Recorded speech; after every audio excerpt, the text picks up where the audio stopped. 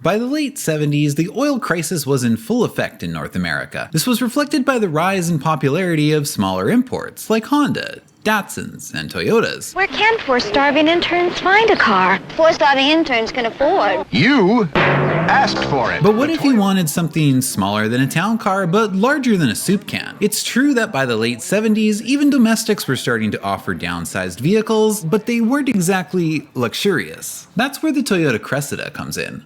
Long before the days of Lexus or even Acura, Toyota took aim at the luxury sedan market. But in order for the Cressida to succeed, Toyota would have to be able to break the stigma Americans felt towards Japanese cars at the time. To attack life's challenges, and you frequently ask the same of your automobile. You should read this. You read it, sweetheart. Tell me all about it. Toyotas are for peasants. Soup cans belong in the pantry, not the driveway.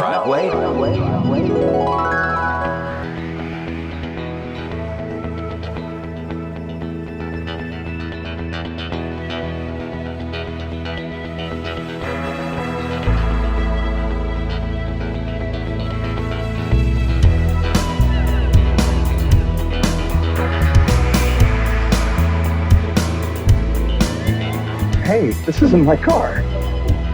Get going, buddy. You're not going to be late for our meeting, are you, Alan? No, sir, absolutely not. I'll get there. So, is the Cressida any good? Will it be able to break into the highly competitive American luxury sedan market? And will generic white-collar middle manager make it to his meeting on time? Find out the answers to all these questions and more as we explore each generation of the Toyota Cressida.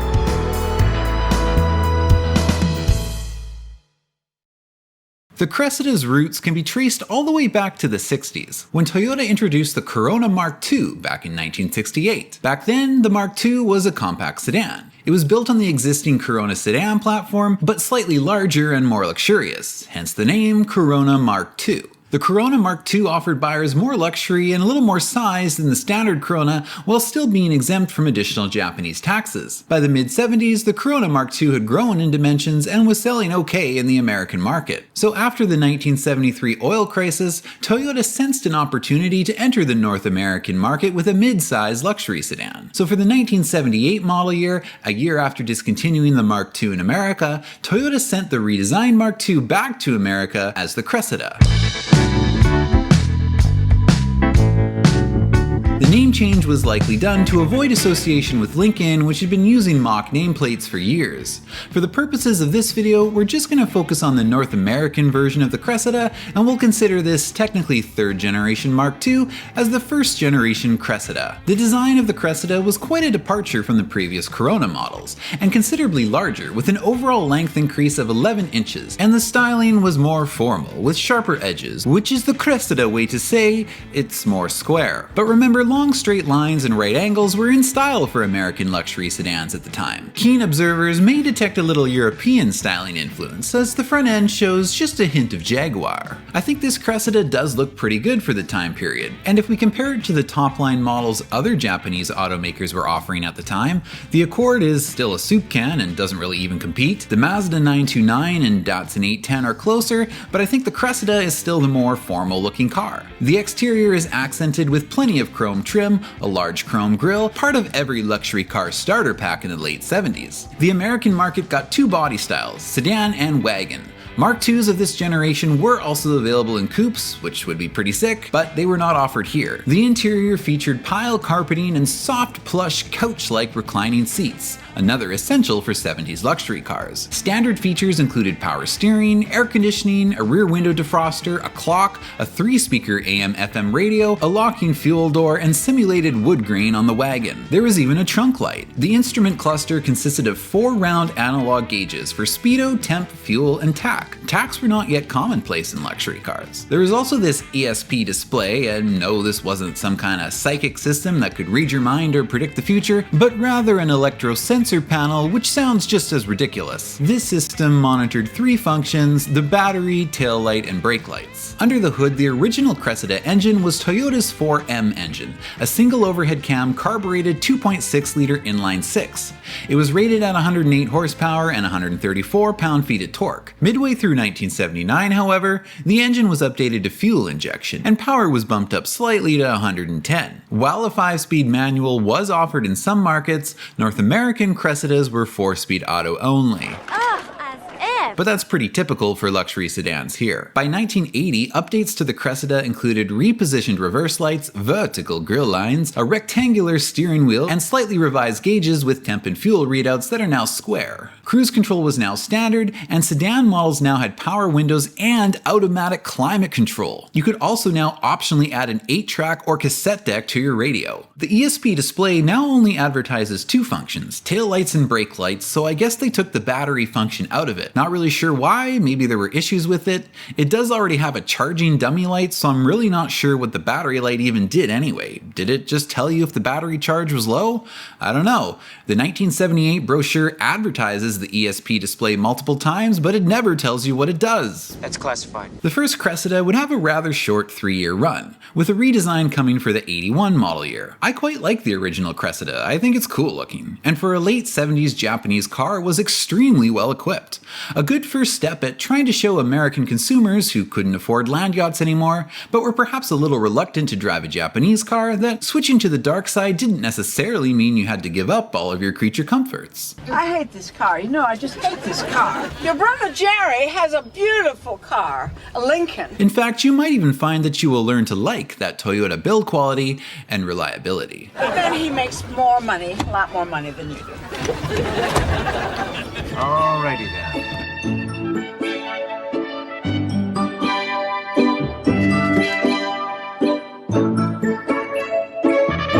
Great, whoever's here.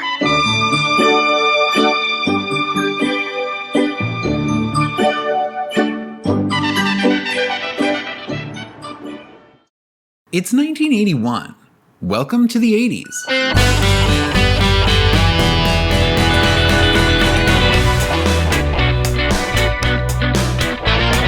Based on the year alone, you might guess that the new Cressida would feature 4 square sealed beam headlights. And you'd be correct, since these standardized headlights were mandated in America at the time. The styling now is definitely more American than Japanese or European, and yes, part of that is from the headlights, but you can really tell with this generation that the American luxury sedan was the market Toyota was aiming for. In an August 1981 issue of Car and Driver, they called the 1981 Cressida the most American Toyota yet. On the inside, there was now a full complement of analog gauges, a little strip of plastic wood grain, and just look at these seats! American sedan models actually got a unique steering wheel and a totally different lower dash portion, which was more luxurious with softer touch materials. Americans also got these annoying motorized shoulder belts, which scurry away as soon as the door opens. So if the door opens in a crash, they aren't going to do much. Better hope you have your lap belt on. Since only 14% of all drivers use safety belts anyway. I absolutely love this new silver-faced cassette deck with optional analog equalizer. This is right up my alley. The plush seats were very comfortable and a leather interior was optional. Although the Cressida was the biggest Toyota on the market, its dimensions still technically classified it as a subcompact, so the inside wasn't quite as roomy as some of its American competitors, and a large transmission tunnel left the middle rear seat passenger with nowhere to put their legs. But the back seat is for peasants anyways. If they want front seat comfort, they should cut their hair, get a job, and get their own car. From the comfort of the front seat, it's easy to remain calm, cool, and collected. Oh, get out of here! Get! Is there a problem getting to our meeting, Alan? No, sir. No problem here. The second-gen Cressida was even more well-equipped now, still boasting impressive standard features for the time like automatic climate control, power door locks and windows, things you had to pay extra for on most 80s vehicles if you could get them at all. Options now included an electric sunroof, aluminum alloy wheels, and oddly floor mats. Power door locks. Yes. Don't think he's gonna try and steal this car. All North American Cressidas were now powered by a 2.8-liter 6-cylinder engine with horsepower now rated at 116. Not a ton of power, but the Cressida was still quicker than most American 6-cylinder vehicles at the time. I used to drive a V8, but with gas prices now, At least until I get my promotion. Anyway, shut up! 6 is average! Both Car and Driver and Motor Week criticized the 81-82 Cressida's handling, mostly its over-assisted power steering that lacked road feel and its lack of independent rear suspension. On the other hand, the Datsun 810 Maxima had fully independent rear suspension, 4-wheel disc brakes, and was priced $1,800 less than the Cressida, and you could even get it in a manual. And it's not like the Cressida could fall back on differentiated and potentially better styling, since the two cars literally looked the same. It would seem that Toyota didn't like being upstaged by a Datsun though, so for 1983, the refreshed Cressida now had independent semi-trailering link rear suspension, 4-wheel disc brakes, and the availability of a 5-speed manual transmission, though not many were ordered that way since American luxury sedan drivers don't normally like to shift their own gears. Shifting gears is a blue-collar job. 1983 Cressidas also got a different grille and revised taillights. I can't help but notice that Toyota made the Cressida look even more like the Maxima now. Like they copied the egg crate grille and everything. The interior featured a third different steering wheel, 4 if you include the wagon, and if the Cressida wasn't already 80s enough for you, there's now an optional digital dash. Automatic Cressidas now had an updated electronically controlled transmissions with 3 driving modes. Perhaps the most significant update for 83 was the engine, which was now a dual overhead cam and gave the Cressida a pretty drastic horsepower increase all the way up to 143. This engine, the 5-speed transmission, and the Cressida's new independent rear suspension all came from the Supra, and Toyota leaned heavily into this during their marketing campaign for the updated Cressida. Supra with more horsepower for 83. Or Cressida. Now with Supra's twin-cam engine and independent 4-wheel suspension. And research after the first year of ownership rates Toyota over BMW and right next to Mercedes for providing overall customer satisfaction. So choose again. Satisfaction for thousands more or thousands less. Nobody else can give you the feeling. These updates, I think, significantly improved the second-gen Cressida, and it was now praised for its handling, ride quality, and most of all, that bulletproof 80s Toyota reliability. I love this generation of the Cressida, and I would proudly drive one if I could get my hands on a post-refresh one with a 5-speed. Unfortunately, while many of them would probably still like to run, the vast majority of them rusted away long ago, so I might have to steal one from the south, if any even still exist down there.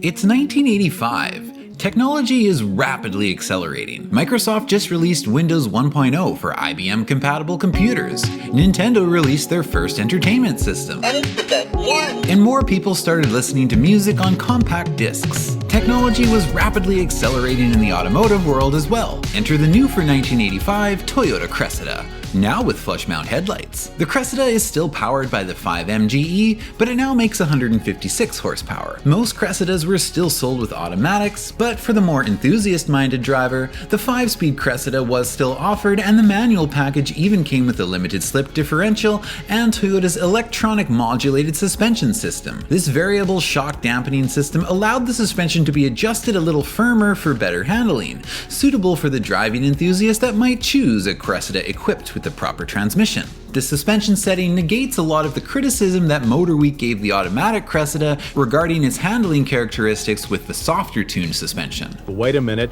we have to be fair, and our Cressida isn't the whole handling story.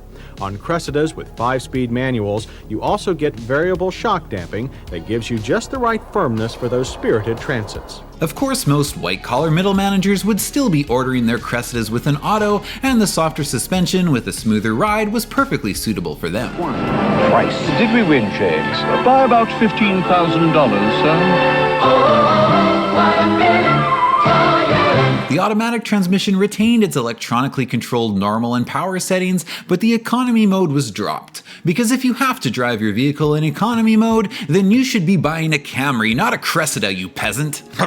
Taking a look at the styling, the Cressida is still very much going for the American luxury sedan look, but the flush mount headlights make it look a lot more modern than last year. The dimensions are once again increased, but it's still considered a compact car in America. At first glance, this Cressida may look fairly distinct from last year, but other than the lights and the grille, the exterior of the Cressida isn't really too far removed from the 84 model. Take a look at the C-pillar and quarter windows, the lines are all the same. It's really a very natural evolution. I like the new styling for the most part. But man, Nissan and Toyota, I don't know who was spying on who, but take a look at the 85 Maxima. All I know is if I submitted a project with work this similar to one of my classmates' projects when I was in school, I would have received a 0. These wheels I don't really care for, but I guess they were in style at the time. I much prefer the wheels on the wagon models, and let's just take a moment to appreciate the wagon. You couldn't get a manual wagon, and like last year, wagons didn't get the independent rear suspension or rear disc brakes, but man, if you needed a family station wagon in the mid-80s, owning this wagon would have been sick. Imagine driving a station wagon back in the day with the interior of a luxury car and the engine from a Supra. I also have to point out that the Cressida wagon came with dual windshield wipers on the rear glass. I don't think I've ever seen this before on a North American car. If your rival neighbor thinks he is affluent because he bought his family the Mercury Sable over the Ford Taurus, simply pull up in your Cressida wagon and everyone will know who the real boss of the neighborhood is. I can see that I'm the only one here buying their wiper blades in sets of 4. Either that or they'll know who is having the biggest midlife crisis.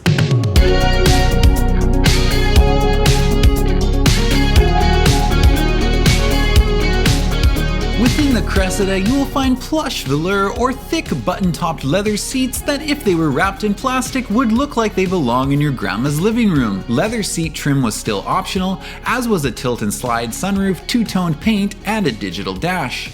Myself and no doubt John Davis, though, are slightly disappointed in the analog dash this year, as Toyota removed the oil pressure and voltmeters, and the gauges that remain look like they came out of a 4Runner, though to be fair, the Cressida did have these gauges first. I think they were maybe wanting to encourage people to upgrade to the digital dash, although this too lacked those 2 extra readouts. Perhaps Toyota identified that most Americans purchasing Cressidas would have no idea what voltmeters and oil pressure gauges should read at anyway, so reliant on the generous strip of idiot lights they were already. But you know, Toyota, the Maxima gives you a full complement of gauges, and that's in addition to a generous row of dummy lights that stretches nearly all the way to the A-pillar. The Cressida actually has this same line across the dash as well, because of course it does. Even the steering wheel is almost the same, but I guess they decided against placing indicator lights in a location where your passenger would have to read them to you, or they just didn't know that Nissan was making that part of the dash functional,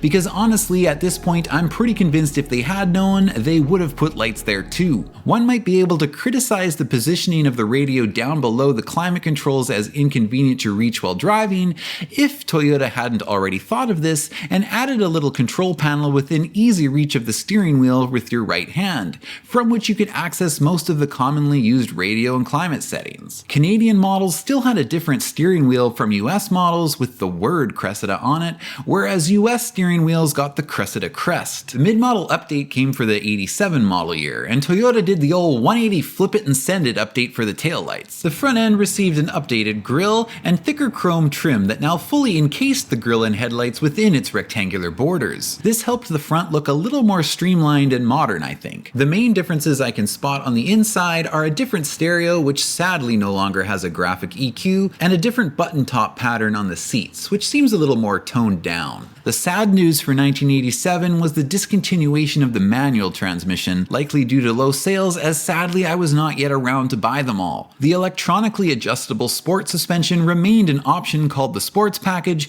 but wistfully no longer included that third pedal. I used a thesaurus. For 1988, the wagon model was dropped, and this would be the last model year for the third iteration of the Cressida. I'm a big fan of this Cressida generation as well, and would love an 85 or 86 manual sedan. And obtaining this generation might be a little more realistic, since even up here in Canada, you still come across these Cressidas from time to time. I'm not sure if they rusted out less or Toyota just sold way more of them, but either way, these ones actually do still at least sort of exist, and I've even seen one with a manual once. With my promotion, I bought a European performance sedan. Like that. I got this Cressida. I know. Oh, does yours have a powerful twin-cam, fuel-injected 6? No. Electronic-controlled automatic transmission? No. Alloy wheels? No. Power windows? No. Oh! The new, fully imported twin-cam Toyota Cressida. You'll laugh all the way to the bank. Did yours cost over $28,000?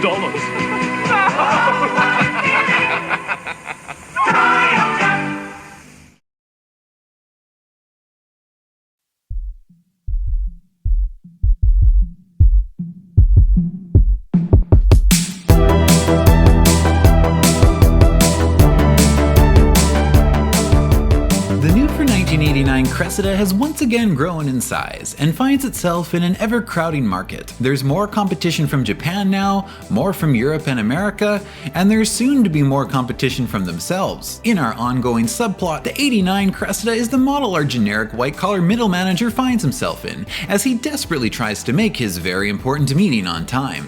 Luckily for him, this new Cressida is powered by the super-shared 3-liter 7M GE, and it puts out 190 horsepower and 185 pound-feet of torque under the Cressida's hood. You got some power under this hood, buddy. I do. I know I do.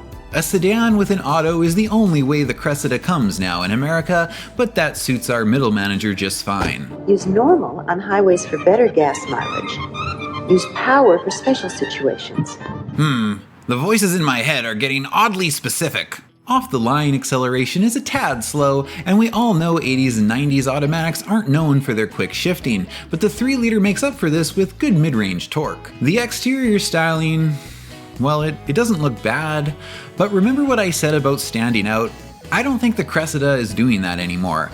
There is fairly minimal chrome trim now, and I would bet that from a distance, not even that great of a distance, most people could easily mistake one of these for a Camry. The only real unique exterior feature that this Cressida retains is the Cressida crest, a badge that this car has always worn proudly. You see, in Japan, automakers, particularly Toyota and Nissan, give most of their models their own crest, sort of a unique logo for each vehicle. I think it's really cool, but usually these crests never make it to their North American versions because I guess they think we're too dumb to recognize brands from cars with so many different logos.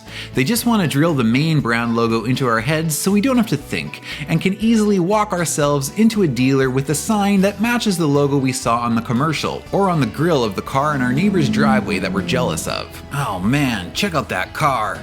Quick, honey, let's find a Circle with an L dealer. So I kind of appreciate that thus far, Toyota has been willing to let the cool-looking Cressida crest speak for itself and be displayed proudly, well, not on the steering wheel anymore, but at least the grille. Besides, it still says Toyota right there. Alright, so we've got generic businessman driving a car with a generic exterior, but what about the interior? Well, this is a Supra dash, isn't it? They wanted again to have the main radio controls in easy reach of the driver, so we have this strip of buttons just below the vents that kind of stick out and you almost press down on them from above. Most of these controls, like volume, do not coexist down on the head unit as well. Not that they are needed down there or anything, and I guess cutting them out simplifies the dash and helps maintain a clean and organized look. A cassette radio remains standard, with the CD player as an option. Pretty sure he just put that in upside down. Okay, but check out these climate controls.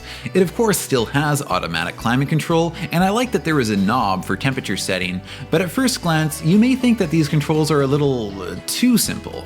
Like, how do you manually change the vent mode or fan speed? Normally these systems change these settings automatically as needed, that's what automatic climate control does, but they always have controls that allow you to put it in manual mode and adjust vent settings and fan speeds the old school way. So where is that on the Cressida?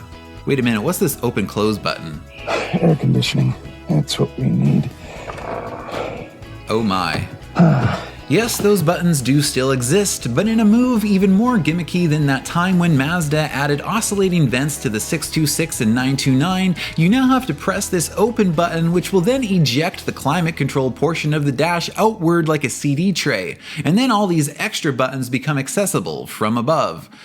This is a little silly in my opinion. I think it would have been better to just leave the volume knob where it is, move the other radio controls down to the radio, it's not even that far away, and then this strip could have had the additional climate control buttons. Alright, I'm redesigning this. Here's my crude drawing. So the eject button doesn't need to be this big, you can just put it here. This can be our AM, FM buttons. We'll leave the volume knob up here. Probably you'd want to put like your seek buttons down here. You could leave this button as a radio button to toggle through your presets. That leaves these two buttons to toggle your fan speed up and down, and there's still two buttons left over here that you could use to change your vent controls. Of course, if you were doing this, it would probably make sense to actually put these down in this strip, and then you could put like your auto button here, and maybe your defrost button here, since those would probably be the most commonly used buttons. Oh, Stewie, it's wonderful. This is going right up on the fridge. Okay, see you guys later.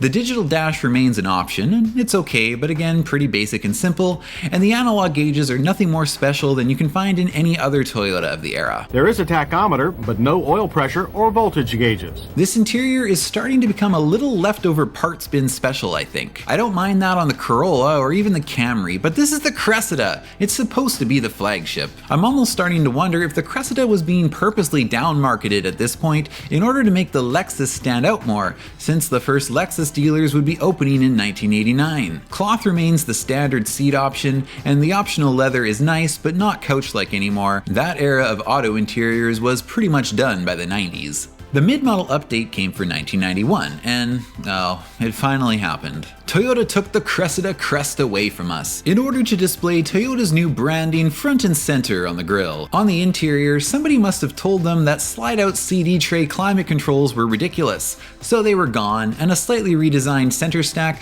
now has all the climate controls accessible on a single stationary panel.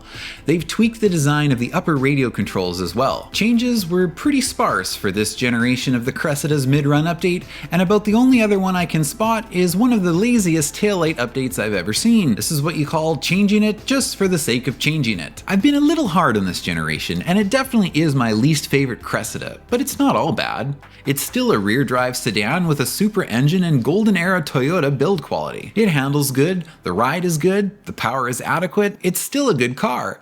A great car even. I just don't know if it's a standout flagship car anymore. Toyota's priorities were elsewhere now. Remember the question we asked at the beginning of the video about overcoming the Japanese car stigma? Someday this can all be yours, Alan. Including the car? But only if you make our meeting. Safe to say that by the 90s, that stigma was long gone, and Honda and Toyota were really starting to outperform domestic manufacturers in a variety of segments. When it came to rear-drive sedans, this Cressida was the end of the line for Toyota. 92 was the last year, and the front-drive Toyota Avalon took over the role as Toyota's flagship sedan in 1995. For North America, Toyota's rear-drive sedans were all now focused in the Lexus lineup, and the Cressida remains a classic, the sort of automobile that they just don't make anymore.